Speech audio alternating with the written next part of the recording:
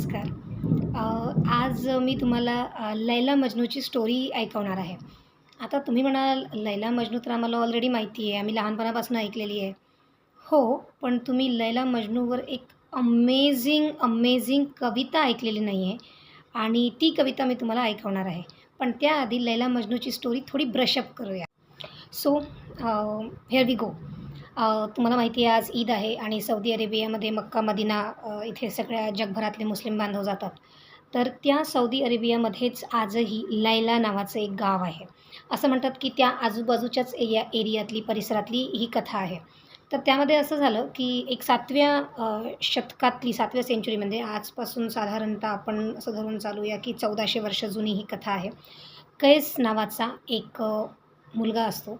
एक कवी असतो विशेष म्हणजे आणि त्याला लैला नावाच्या एका मुलीवर प्रेम होतं आणि त्या लोकांचं लग्न होत नाही. आता का नाही होत? हे दोघंजण एकाच वर्गात असतात, एकाच शाळेत असतात आणि कैस खूप लहानपणापासून ते दोघं सोबत उठणं, बागडणं, फिरणं, अभ्यास करणं सगळं सारखं असतं आणि हळूहळू जसं त्यांचं वय वाढत जातं तसं कैस लैलाच्या प्रेमात पडतो. लैलाही प्रेम करते कैसवर आणि तो इतका प्रेम करतो की त्याला असं म्हणतात ना, की मैं आपसे इतना प्यार करता हूँ की मुझे खुद उसकी ज़रूरत नहीं. म्हणजे ते एका अत्युच्च पातळीवर म्हणा किंवा सायकॉलॉजीच्या भाषेमध्ये थोडं प्रॉब्लेमॅटिक पद्धतीवर म्हणा, त्या पातळीवर त्याचं प्रेम जातं कारण तो सगळीकडं लैला शोधतो आणि त्याला सगळीकडे लैला दिसते. तर त्यामुळे त्याला आजूबाजूचे लोक त्याला दिवाना म्हणायला लागतात. तर ज्यावेळेस लग्नाची गोष्ट येते तर लैलाचे वडील म्हणतात, की मी ह्या दिवाण्यासोबत माझ्या मुलीचं लग्न कसं काय लावू? म्हणजे ही इज नॉट साउंड वेल असं आपण त्यांना म्हणू शकतो, की जगाच्या तुलनेमध्ये ज्याला नॉर्मल समजलं जातं, तर तो नॉर्मल राहत नाही तिच्या प्रेमात आणि त्यामुळे त्यांचं लग्न होत नाही. आणि लग्न न झाल्याकारणाने मजनू अजून दिवाना होतो आणि मग जंगल म्हणजे तिथे वाळवंटाचं जंगल. तो इकडे-तिकडे भटकतो, जिकडे-तिकडे लैला शोधतो आणि एक दिवस तो लैलाचं पुढे काय होतं माहिती नाही, पण लैला पण मरते आणि एक दिवस तो लैलाच्या कबरेजवळच मृत अवस्थेमध्ये आढळतो जंगलात कुठेतरी भटकत. तर अशी ही कथा आहे. 7व्या सेंचुरीतली ही कथा आहे आणि मग नंतर ती हळूहळू जसा मुस्लिम धर्म पसरत गेला जगामध्ये, तिथले राज्यकर्ते जसे इकडे-तिकडे वाढत गेले, तर त्या पद्धतीने ही लोककथासुद्धा म्हणजे ती कथा होती नंतर त्याने लोककथेचं रूप घेतलं आणि ती वाढत गेली. इराण मार्गे ती अफगाणिस्ताननी तशी भारतात आली. लायलाची बनली लैला आणि आपल्याकडे मग प्रत्येकाला त्याचे इतके व्हर्जन्स आहेत ह्या कथेमध्ये, की मग त्याच्यामध्ये पत्थरांचा वर्षाव किंवा मारून टाकणं किंवा खून अशा खूप साऱ्या व्हर्जन्स त्यामध्ये जोडले गेले. तर मुळात छोटीशी कथा ही एवढीच आहे. असं म्हणतात, की नात्यामध्ये मजनू म्हणजे कैस हा लैलाचा काका होता म्हणजे लैलाच्या वडिलांचा चुलत भाऊ होता आणि चुलत भाऊ होता म्हणजे काय, तर तो फक्त लैलापेक्षा 4च वर्षांनी मोठा होता. तर पण लैलाच्या वडिलांनी त्यांना जे मुलगीचा हात न देण्याचं जे रिझन होतं, तर रिझन वॉज की हा पागल झाला आहे, हा अनसाउंड आहे, मेंटली अनसाउंड आहे हा घेऊन आणि का होता अनसाउंड? कारण तो लैलासाठी वेडा होता. तर एक अत्युच्च आणि खूपच असं पॅशनेट आणि मॅडनेस ऑफ लव्ह जे म्हणतो, ते आपण यामध्ये बघितलेलं आहे. त्याआधी मी तुम्हाला आणखी एका प्रेमाची तुम्हाला एक कल्पना सांगते, की ह्या पद्धतीचं प्रेम जे आहे म्हणजे ही कथा ही जेव्हा अरुण कोलटकरने लिहिलेली लैला नावाची जी कविता आहे, तर ती एक प्रकारे कथा आहे. ती कथा कथन आहे पण खूपच अमेझिंग आहे. म्हणजे ते मी वाचत असताना मला राहवलं नाही. मला असं वाटलं तुमच्यासोबत ती शेअर करायला पाहिजे. म्हणून मी ती कविता तुम्हाला वाचून दाखवणार आणि बरीच मोठी कविता आहे. पण कविता समजण्याच्या आधी अजून एक समजणं आवश्यक आहे, की प्रेमाचे खूप वेगवेगळे प्रकार असतात. त्यामध्ये आपल्याला माहिती आहे संत नामदेवांनी केलेलं प्रेम किंवा मीराने केलेलं प्रेम. तर हे एक अद्वैत स्वरूपाचं प्रेम असतं. त्याची सायकॉलॉजीच्या भाषेमध्ये त्याची जी व्याख्या केली जाते ती अशी आहे, की प्रेम म्हणजे प्रेम करवून घेण्याची इच्छा. त्यात काल्पनिक पातळीवरील परस्पर देयता काम करत असते. प्रेम करणे आणि प्रेम करवून घेणे या कल्पनांमधून ही परस्पर देयता उभी राहते आणि तिच्यामुळेच प्रेमाचा भ्रम तयार होतो. ही जी व्याख्या आहे ही इव्हान्स डिलनची व्याख्या आहे.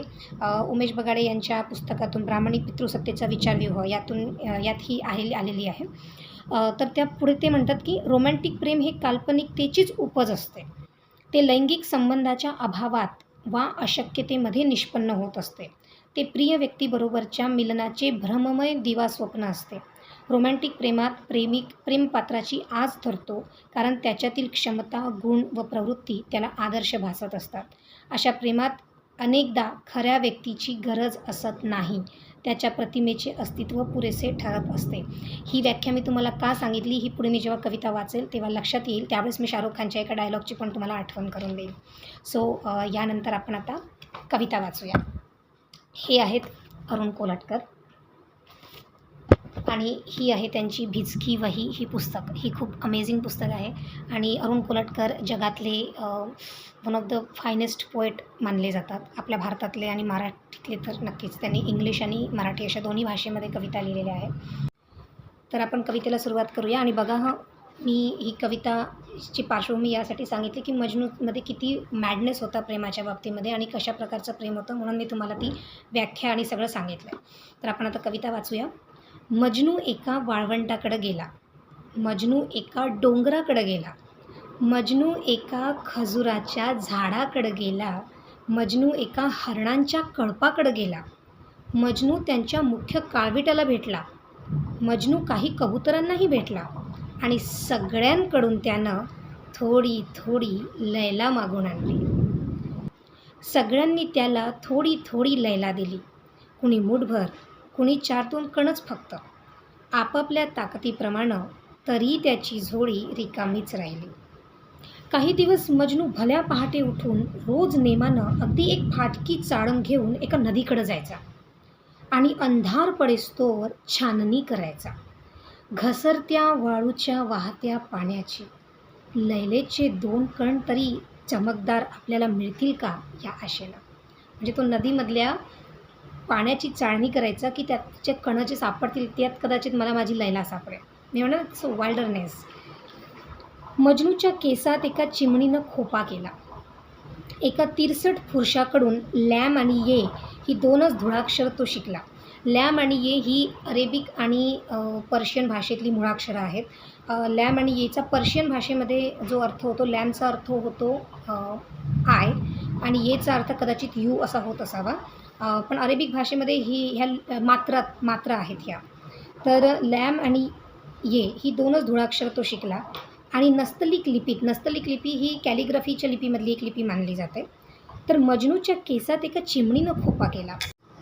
मजनूच्या केसात एका चिमणीनं खोपा केला. एका तिरसट पुरुषाकडून लॅम आणि ये ही 2च धुळाक्षरं तो शिकला आणि नस्तलिक लिपीत ती 2च अक्षरं तो बोटानं वाळूत किंवा हवेत पुन्हा पुन्हा गिरवायचा.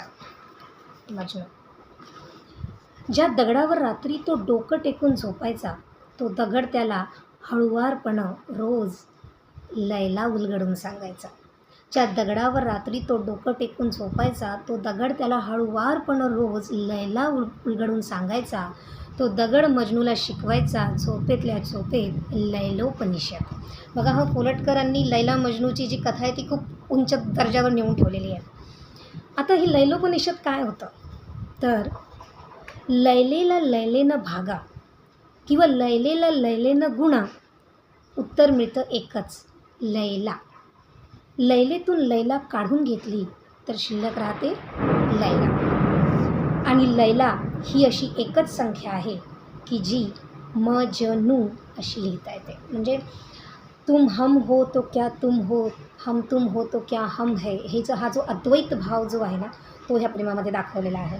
आणि कोलटकरांनी तो गजब साधलेला आहे छोट्याशा अक्षरातून अक्षरशः. तो दगड मजनूला आश्वासन द्यायचा आणि म्हणायचा भेटेल तुला लैला, पण केव्हा? लैलेकडं जेव्हा तू पाठ फिरवशील तेव्हा. आता पुढे काय होतं. एक म्हातारा विंचू तिथं जवळपास दुसऱ्या एका दगडाखाली राहायचा. उपास तापास करायचा आणि ईश्वर चिंतनात सर्व काळ मग्न असायचा.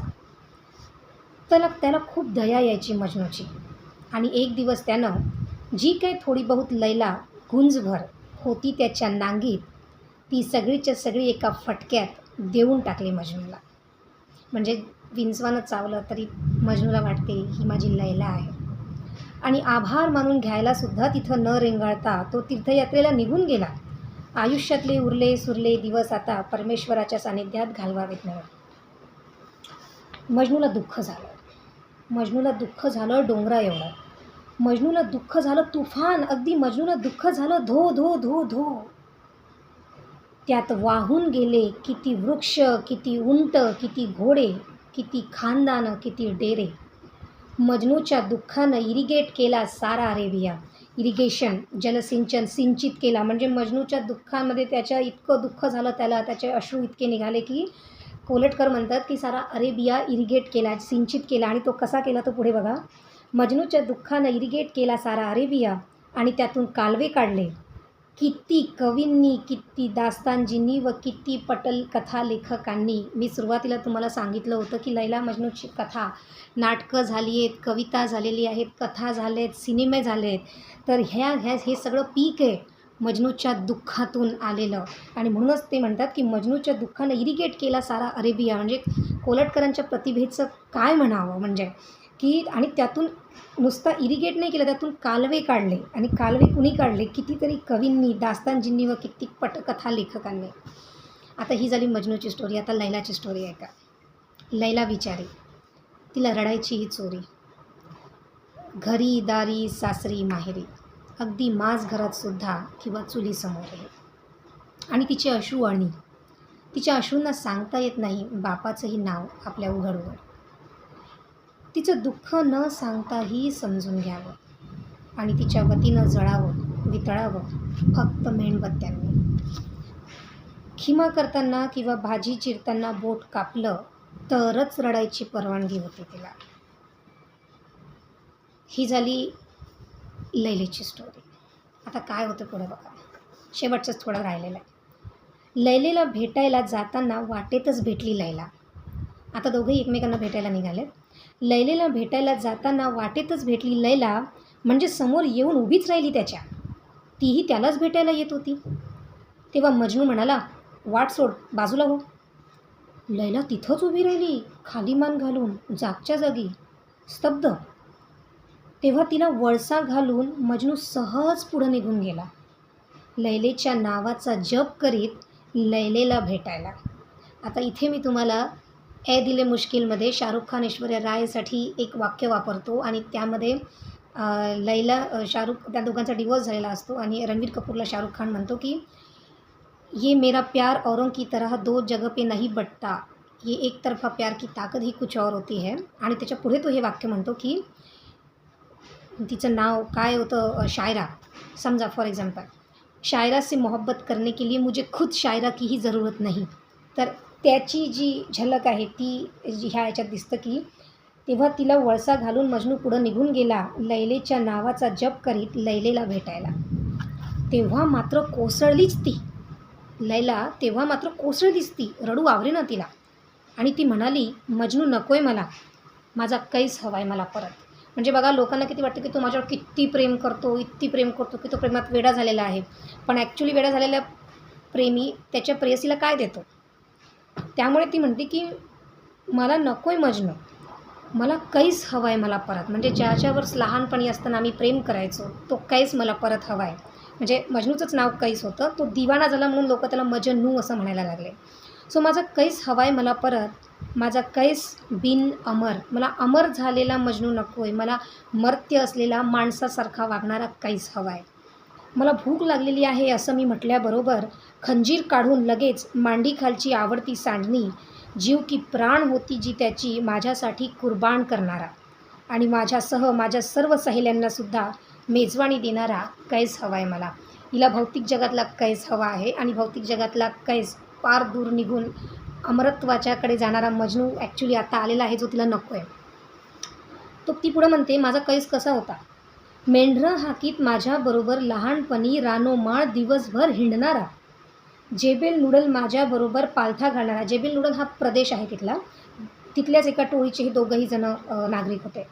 जेबेल नूडल माझ्याबरोबर पालथा घालणारा, माझ्याबरोबर कुरणात लोळणारा, नजदच्या मातीचा वास यायचा ज्याला, तो हाडा माणसाचा कैस कुठं गेला माझा. मजनू काय करायचं आहे, मला सोडून माझ्या सावलीमागं धावणारा. मजनू काय करायचं आहे, मला सोडून माझ्या सावलीमागं धावणारा, जिला कधीही वास येत नाही पाठीखाली चिरडलेल्या लुसलुशीत गवताचा किंवा मेंढराच्या ताज्या लेंडीचा. म्हणजे चांगला वाईट, बरा वाईट कसलाच वास येत नाही. हा माणूस पार लौकिक झालेला आहे, सामान्य भौतिक माणसाच्या पलीकडे गेलेला आहे. हा माझ्या हातात मावत नाही आहे. हा मला काय करू मी ह्या मजनूचं, असं लैला विचारते आहे. आणि इथे ही कविता संपते. भिचकी वही अरुण कोलटकरांची हे पुस्तक आहे आणि यातली ही कविता आहे. खूप अप्रतिम आहे आणि तुम्ही नक्की वाचायला पाहिजे.